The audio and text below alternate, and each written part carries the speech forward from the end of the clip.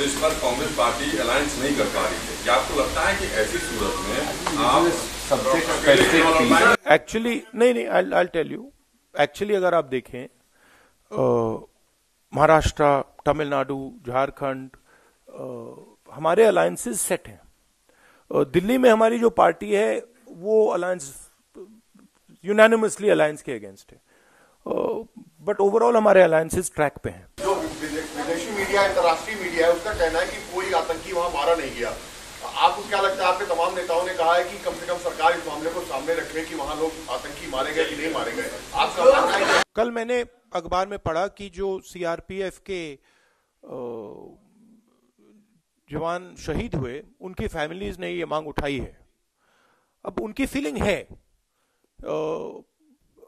और कांग्रेस के लोगों ने इस पे मतलब जो चर्चा करनी थी कर दी। मैं इस पे मतलब ज्यादा जाना नहीं चाहता हूं, बट ये जो सीआरपीएफ के जवान हैं, इनकी फैमिलीज में ये फीलिंग है कि भैया देखो हमें चोट लगी है, तो हमें भी मतलब दिखाइए क्या हुआ। आप कानूनी तौर पे जो करना चाहते हैं करिए, बट न्याय सबके लिए होना चाहिए। एक तरफ आप कह रहे हैं कि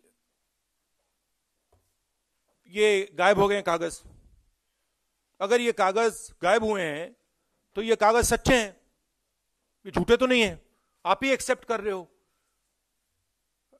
सही बात है ना? तो आप ही एक्सेप्ट कर रहे हो कि ये कागज सही है। कागज में साफ लिखा है नरेंद्र मोदी पैरेलल नेगोशिएशन कर रहा था। कागज में साफ लिखा है कि प्राइस बढ़ाई गई है, और किसी एक व्यक्ति ने नहीं, सब लोगों ने कहा है, नेगोशिएशन टीम ने कहा है कि नरेंद्र मोदी ने बाईपास सर्जरी की है। फ्रांस का राष्ट्रपति कहता है प्रधानमंत्री ने मुझे सीधा कह दिया कि अनिल अंबानी को कॉन्ट्रैक्ट मिलना चाहिए।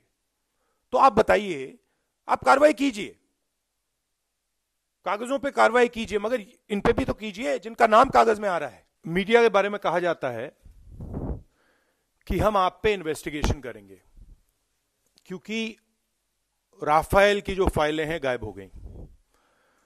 मगर जिसने 30,000 करोड़ रुपए का घोटाला किया है, जिसके बारे में फाइल में साफ लिखा है कि पैरेलल नेगोशिएशन हो रहा था, उनके बारे में कोई इन्वेस्टिगेशन नहीं होगा। बेसिक आइडिया है कि किसी चीज को भी मड़ोड़कर बदलकर नरेंद्र मोदी जी का बचाव करना है। कोई भी इंस्टीट्यूशन हो,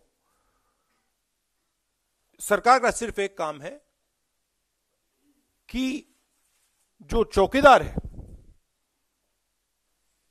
उसको मतलब बचा के रखना।